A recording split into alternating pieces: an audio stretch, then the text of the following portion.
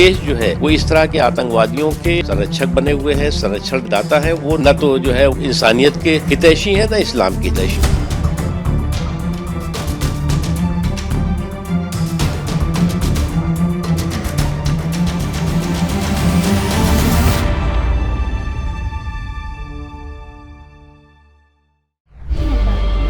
उत्तर प्रदेश की पुलिस ने फरीदाबाद मॉड्यूल और राइजिन आतंकी षड्यंत्र का भंडाफोड़ किया है।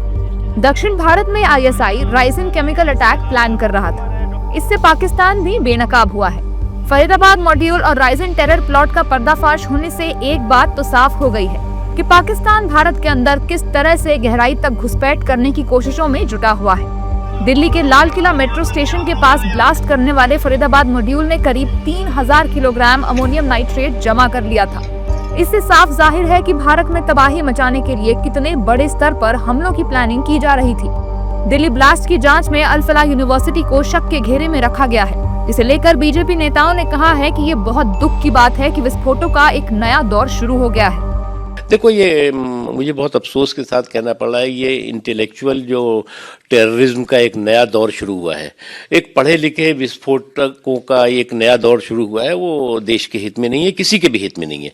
और इससे मुझे लगता है कि समाज के सभी वर्गों को एकजुट होकर के इस तरह के जो बुद्धिजीवियों का जो इस तरह का जो है वो आतंक फैलाने वाला गिरोह है, जो गैंग है, उसको जो है वो रोकना भी होगा, तबाह भी करना होगा और उसको कष्ट करना होगा। और जो देश जो है वो इस तरह के आतंकवादियों के संरक्षक बने हुए हैं, संरक्षण दाता है, वो न तो जो है वो इंसानियत के हितैषी है, न इस्लाम के हितैषी। Today an alumnus of Al Falal University has been linked to 2008 Delhi blast, and this is not the first time we are hearing this university.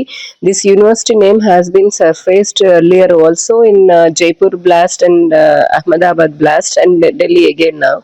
So this is not about an individual, but this is about a pattern. Our country has bled a lot, and this is the right time that we need to stop these hidden rats.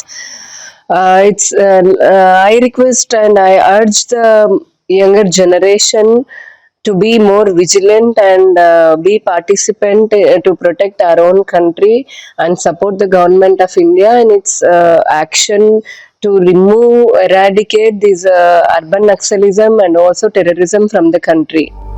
वहीं दूसरी ओर Delhi blast को लेकर कांग्रेस के वरिष्ठ नेता संदीप दीक्षित ने कहा है कि मामले की जांच की जाए और अगर कोई आतंकी गतिविधियों में लिप्त है तो उस पर कार्रवाई होनी चाहिए। नहीं, ठीक है, वो तो एजेंसी का काम है।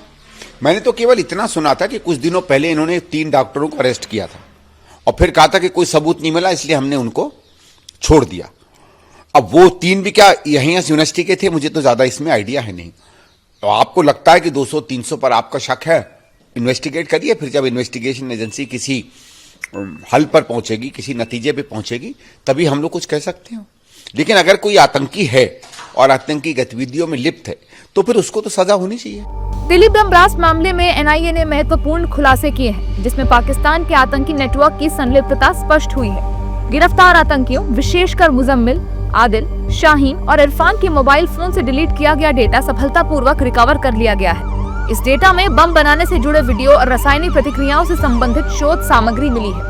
वहीं जांच में सामने आया है कि इस आतंकी साजिश का मुख्य सरगना मौलवी इरफान है, जो जैश-ए-मोहम्मद और अंसार गजवात उल हिंद से जुड़ा है।